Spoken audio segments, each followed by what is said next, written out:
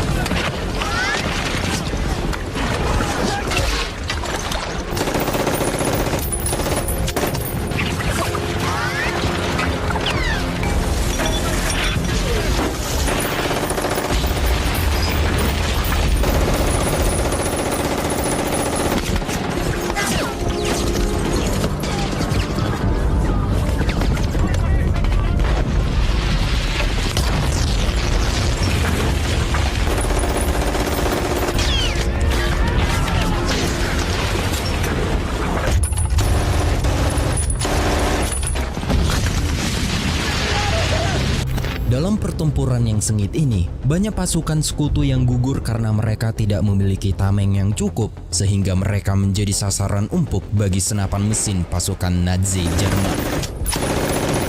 Akibat kekurangan tameng, membuat mereka harus berlindung di balik tembok batu yang memanjang di garis pantai. Banyak pasukan sekutu yang gugur dan terluka parah di pertempuran ini. Dalam keadaan yang sangat sulit dengan posisi mereka yang sudah terpecah belah, pasukan sekutu tak memiliki pilihan lagi selain menyerah menjadi tawanan atau melawan meski dalam kondisi sekarat. Namun di antara pilihan yang suram ini, semangat perlawanan mereka tetap menyala dan membara walaupun posisi mereka saat ini tidak menguntungkan bagi mereka. Kini mereka menunjukkan keteguhan hati dan keberanian yang tak tergoyahkan dalam menghadapi kengerian perang. Dan akhirnya mereka kembali melakukan penyerangan dan keberanian mereka berhasil membuat Nazi mundur dari pantai ini. Dan pasukan sekutu yang masih terluka tetap berusaha untuk mengejar sampai masuk ke dalam wilayah pemukiman.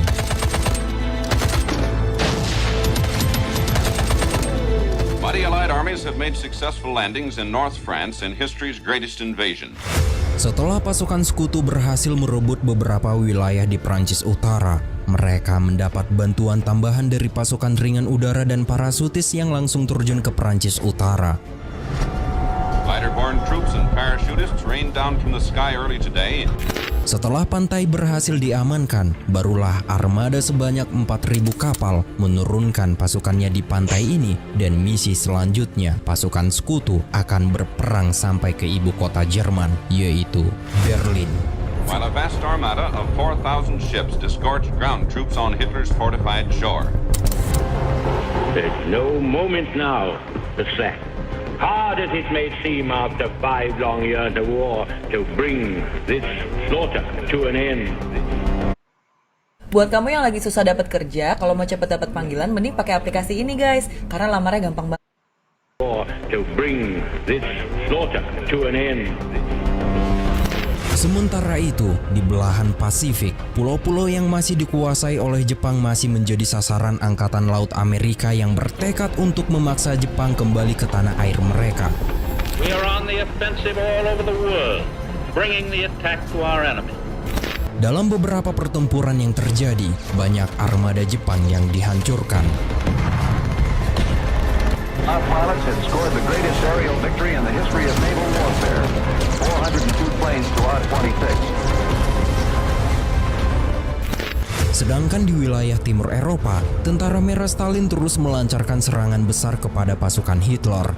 Pertempuran yang terus berlangsung di Eropa antara Nazi Jerman dan tentara merah Stalin, pasukan Stalin berhasil memukul mundur pasukan Hitler, dan kini pasukan Stalin mulai mendekati Warsawa yang diduduki oleh pasukan Hitler sejak awal perang. Sementara itu, pasukan perlawanan Polandia mulai merasa senang dengan berita tentang pasukan merah Stalin yang sudah mendekati Warsawa. Hal ini membuat pasukan perlawanan Polandia mulai berani melakukan perlawanan terhadap pasukan Nazi Jerman yang berada di tengah Warsawa.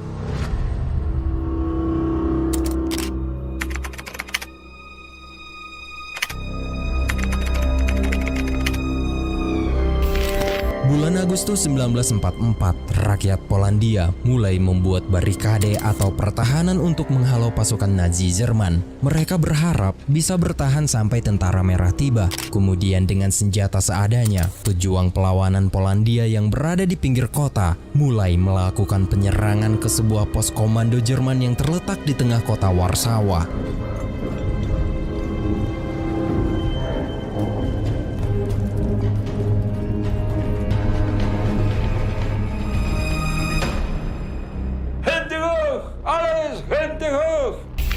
Akhir gua dari pikir nanti bakalan pemberontakan tambah ini, pasukan Polandia berhasil menangkap beberapa pasukan Nazi. Hal ini membuat mereka sedikit beruntung dikarenakan mereka mendapat perlengkapan senjata dari pasukan Nazi yang mereka tawan. Dan hal ini merupakan kemenangan pertama pejuang Polandia. Oddziały Armii Krajowej uwolniły 50 osób cywilnych trzymanych jako zakładników. W czasie akcji padło 30 Niemców. Kemenangan pertama ini membuat semua pejuang Polandia merasa senang, namun pertempuran masih harus terjadi karena pasukan Nazi yang berada di tengah kota mulai berdatangan untuk merebut. Oh, udah pulang.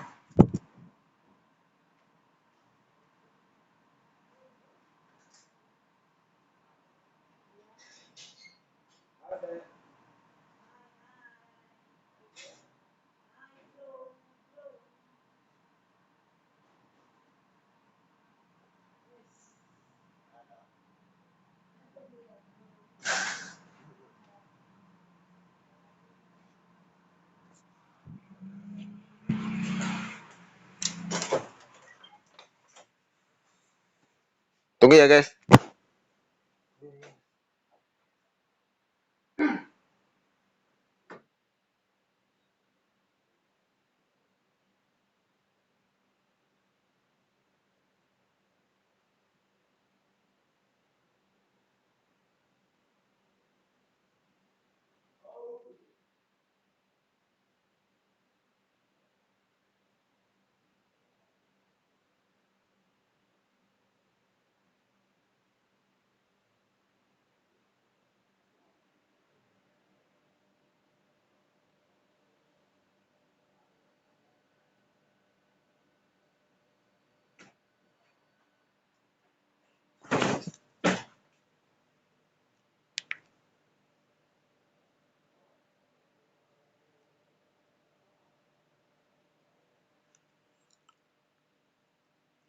kembali pinggiran kota.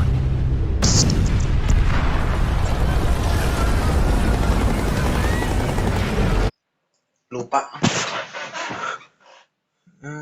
36 ya.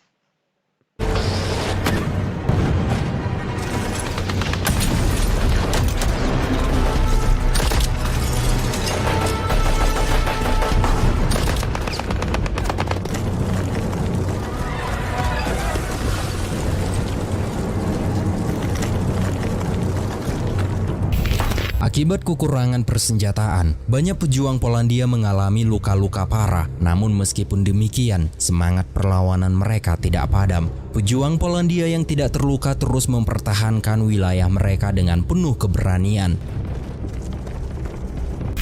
Setelah beberapa hari berlalu, pertempuran akhirnya mereda. Melihat keadaan yang sudah aman, salah satu pejuang Polandia bernama Bolesław Begia menyempatkan diri untuk menikah dan acara pernikahannya sempat terdokumentasi oleh kameramen.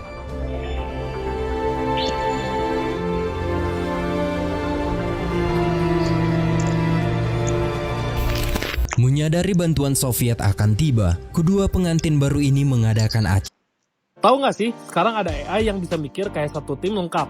Dari riset, nulis skrip, sampai bikin Mengadakan acara, namun mereka tak menyadari ternyata pasukan Soviet tak akan tiba di Warsawa. Hal itu dilakukan Stalin karena ia lebih suka jika Nazi Jerman dan Polandia saling berperang. Sementara itu, di bulan Agustus tahun 1944, setelah peristiwa D-Day, pasukan Jerman ditarik mundur dan pasukan sekutu telah berhasil mendarat di utara Perancis. Kini mereka bergerak maju untuk membebaskan Paris. Sedangkan di Paris, para warga Perancis yang berada di Paris mulai bangkit untuk merebut kembali kota Paris dan para warga mulai melakukan perlawanan terbuka terhadap Nazi Jerman. For a summary of developments on the Western Front, Admiral takes you to Paris. All is this. All to the barricades. All to the fight. Parisians forward.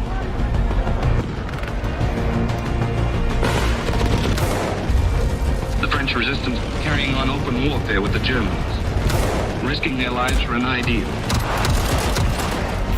Beda nasib dengan kaum pemberontak di Warsawa, para pejuang Paris beruntung mendapatkan bantuan dari pihak sekutu. Hal ini membuat pasukan Nazi menarik mundur semua pasukannya ke Belgia. Dibutuhkan 11 minggu untuk membebaskan Paris dari kedudukan Nazi Jerman. Para penduduk yang sudah bertahun-tahun berada dalam situasi tekanan akhirnya bisa merasakan kembali kebebasan yang mereka rindukan begitu lama. Para prajurit pun disambut hangat oleh para warga di Paris. Mereka dengan antusias memeluk dan mencium para prajurit yang telah berjuang untuk memulihkan kebebasan mereka. Setelah berbahagia sepanjang pagi itu, mereka menangkap prajurit Nazi yang tidak bisa melawan lagi. Kemudian siang harinya, warga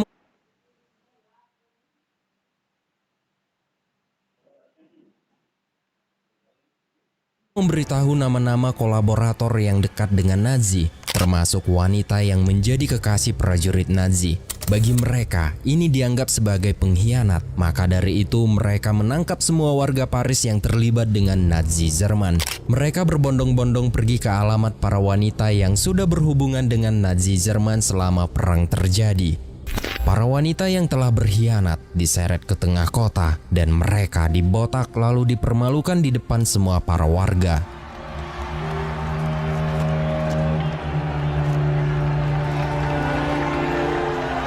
Ya, dibotakin. Ya, dibotakin. Cewek botak. Iya.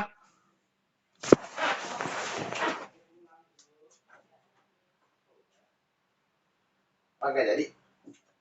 Oke, jadi. Cewek botak. Cewek botak.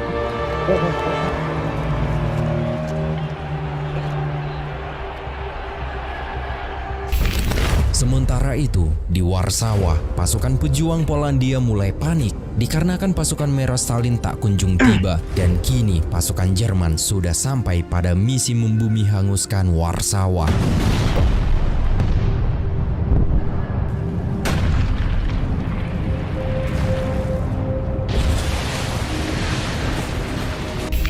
Setelah Setelah beberapa minggu, pasukan pejuang Polandia meminta bantuan pasukan sekutu. Namun tidak ada satupun negara yang merespon permintaan bantuan mereka. Dan setelah berbulan-bulan bertahan dari serangan Nazi Jerman, akhirnya pasukan pejuang Polandia pun dipaksa menyerah. Dan pada akhirnya, semua warga dan pasukan pejuang Polandia menyatakan menyerah kepada pihak Nazi Jerman. Ya.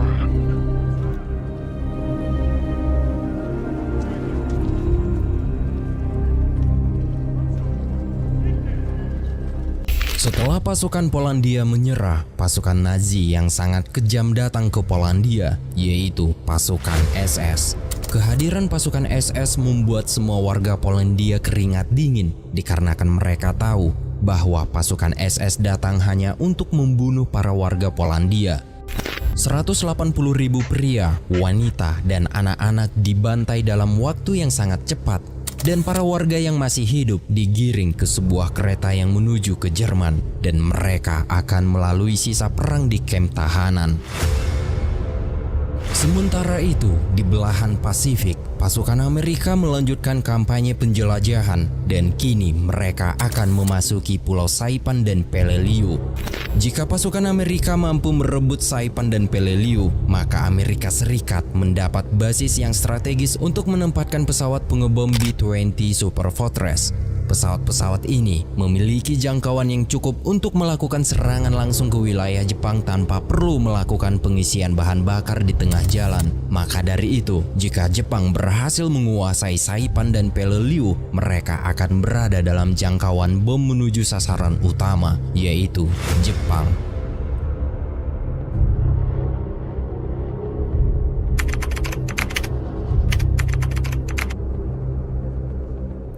Bulan Juni 1944, di pesisir pantai Saipan, pasukan Amerika mulai memasuki Pulau Saipan.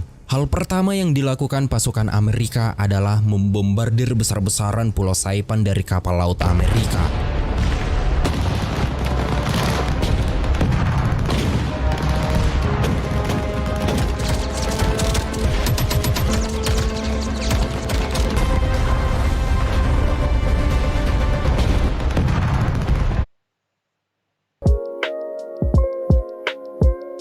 Universal TV Remote Controller.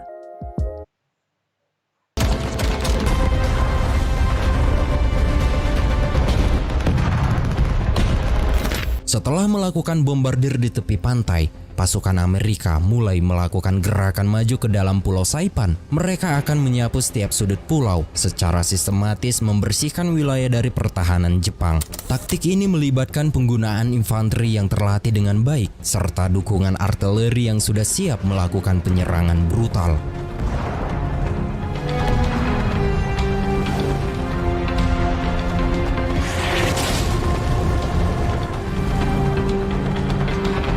Pasukan Amerika dengan kekuatan yang tak terbendung terus menyapu bersih setiap sudut pulau menghadapi perlawanan sengit dari pasukan Jepang yang masih bertahan.